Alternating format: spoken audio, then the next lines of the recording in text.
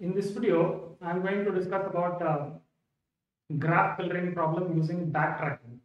So, particularly, I am going to discuss introduction, then map coloring, backtracking method, how we can apply backtracking method to solve the graph coloring problem, then example, then we will discuss the pseudocode of backtracking method for graph coloring problem, then we will find the time complexity of this algorithm.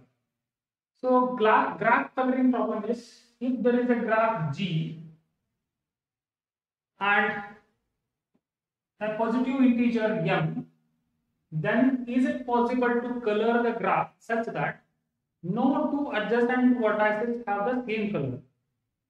If the number of colors are equal to m, if it is possible to color that graph with that m colors, then we call that problem as m colorability decision problem.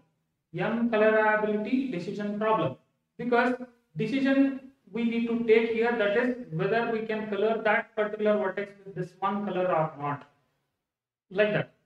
So there are m number of colors. We should not cross that m number of colors when we are coloring the graph graph vertices such that no two adjacent vertices have the same color. That is m colorability decision problem. If the number of colors what we are going to use to color that graph in that manner, if we are using the minimum number of colors which minimizes the number of colors, then the same problem with the minimum number of colors is called m colorability optimization problem.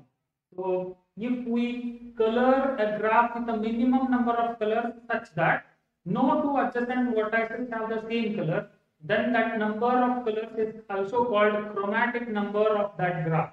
That is also called chromatic number of that graph. Say for example here, in this graph, there are 5 vertices A, B, C, D, E, and there are some edges which are connecting it. Say if I want to color it, say I am going to color this with some color, say m is equal to 3 here, assume. Say I am having blue, red and black. Blue, red and black. So I will color A with blue. So I cannot color C with blue and B with blue, E with blue, because they are adjacent, because they share a common edge. So I will color this B with black. I will color this B with black. Now E cannot be colored with black or blue. I have to go for some other color. Say I will go for red. I will go for red.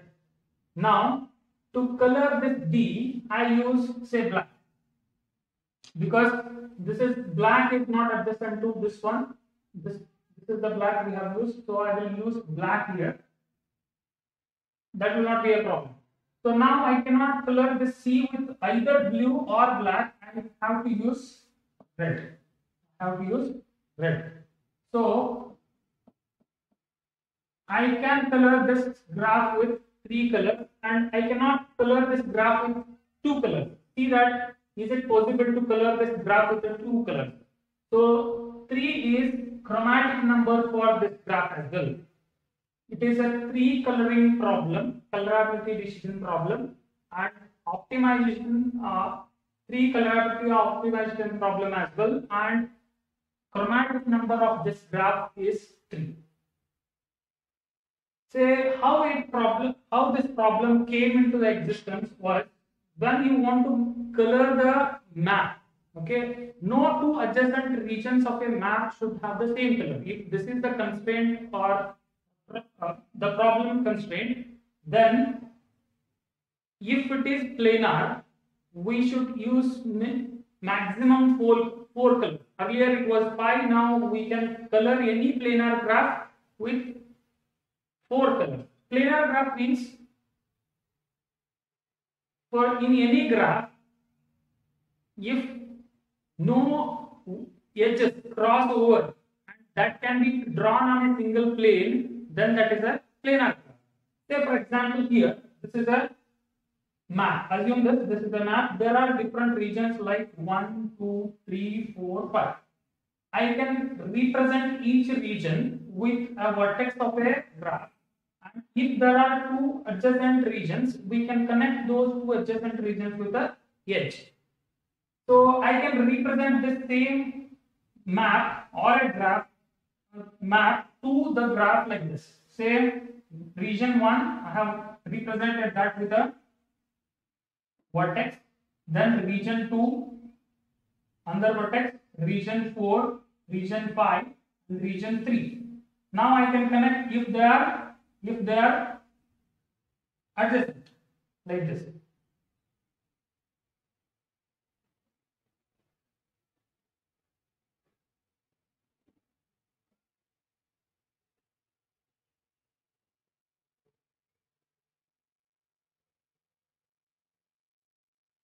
Like this. I can draw the graph for the given map.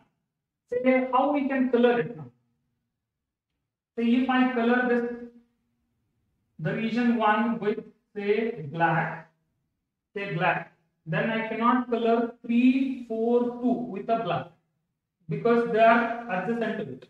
Say I will color this with a blue. Assume this. Then this 4 can be colored with red.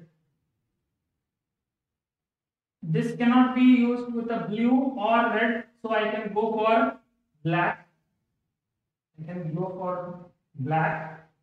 Then this cannot be with a red as well as black as well as blue. I have to go for some other color, green. So assume that this is green. Okay, in that, so we need 4 colors to color this graph. So most of the time, the maximum number of colors we need to color a map which can be represented as a planar graph, then it is a 4 color problem. Now we need to understand how we can apply backtracking method to color a graph. Is there only one combination of colors to color this graph? There will be other combinations. Say for example, instead of black, if I use green here, then if I use red here, then these colors will change. So there is no single solution for this problem. There will be multiple number of solutions. So if we use backtracking, then we can find all the solutions at a time. Okay, we'll go for a particular example. We'll draw a state space tree for that graph, how we can color it. Then we will come to know backtracking method for graph coloring problem. So let us consider the particular example. Say for this graph where there are 4 nodes. Okay, assume there are 3 colors. M is equal to 3. Assume that. Okay, the minimum number of colors to color this graph are 2, because if I color this with a black, I can also color this with a black, but I cannot color these two with a black. Say if I use red here also I can use red. So the chromatic number of this graph will be 2, but let us go for M colored decision problem or optimization problem, which can be solved with a state space tree. Initially, we have not assigned any color. Okay, say this x1 will represent the first label, x2 will represent the second label of collection of colors, third will give how many colors we can use for the third, and fourth will give the fourth label of coloring. So assume the vertex 1 is colored with color 1. Say we are having colors 1, 2 and 3. Vertex 1 is colored with a color 1. We cannot color vertex 2 with a color 1, so we need to go for color 2. And vertex 3 can be colored with color 1 again, and vertex 4 can be colored with color 2 again. Say this is the dead end. We have colored all the four vertices. We can go back, and that is backtrack. And this can be colored. The fourth vertex can be colored with color 3 as well, because there are 3 colors available. Then again we can go back, and vertex 3 can be colored with color 3. If we color the vertex 3 with the color 3, then we have to color the vertex 2 with a color 2. Sorry, vertex 4 with a color 2. It is 1, 2, 3, 2, like this. If we go back, we cannot go for other choice because we have already used these three colors. So again we need to backtrack. See that we have taken all both the choices here, so we cannot go with other color. So again we need to backtrack and see that the vertex 2 can be colored with color 3 and vertex 3 with 1, vertex 4 with 2, and vertex 4 can be colored with 3 as well, and we can backtrack and vertex 3 can be colored with color 2. Just go on changing the color, but see that no two adjacent vertices will have the same color. So these are all the different combinations we can get.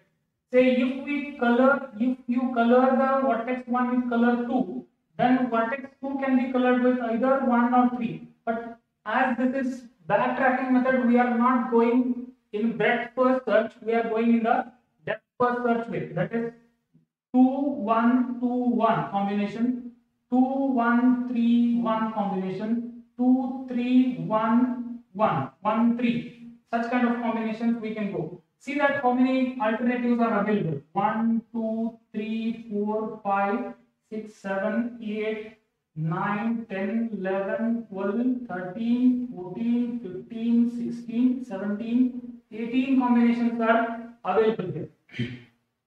So the complexity of developing this possibility of all the different combinations only for this 4 vertices are 18. Okay, so the number of nodes will give us the total number of combinations or the complexity of this algorithm. So if there are m number of colors and there are I choices, then there are m raised to I number of combinations. If there are n vertices, so this will be m into n raised to I, where I is ranging from 0 to n combinations. So this will be the complexity of this algorithm. So it belongs to big O of m into n, big O of m raised to n into n. This is the complexity of this algorithm.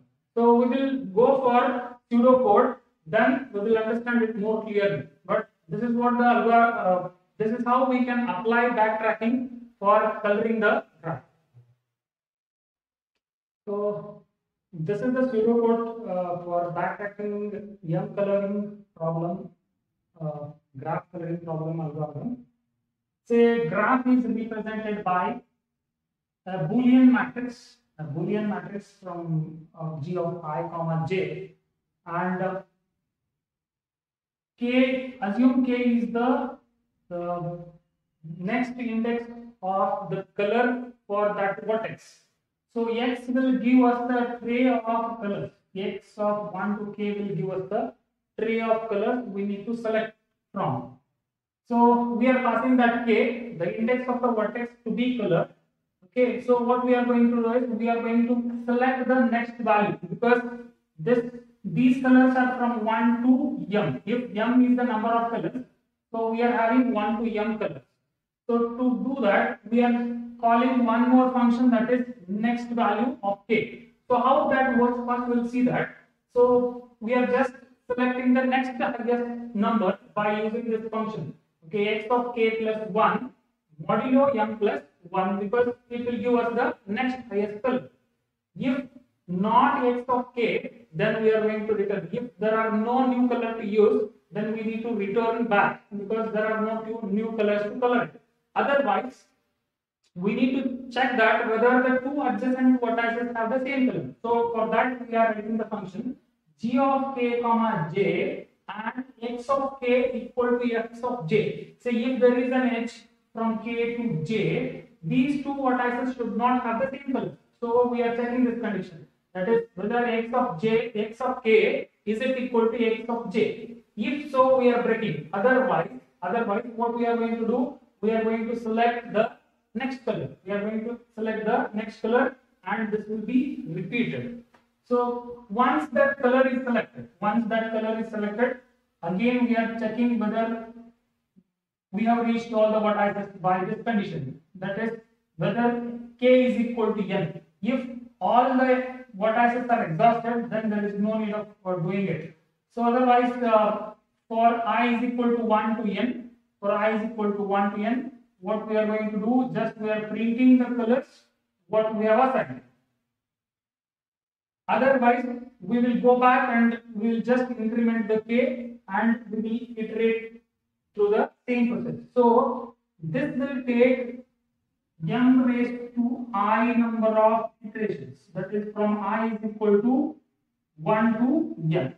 For I is equal to 1 to n, it is going to print the nodes, and that function selecting the color, that will take big O of m into n. Big O of m into n. See this. While loop in that for loop. So if we merge these two, it will be summation of m raised to I into n. So it is m raised to n into n. This is the complexity of this function. This is how we can apply backtracking for coloring the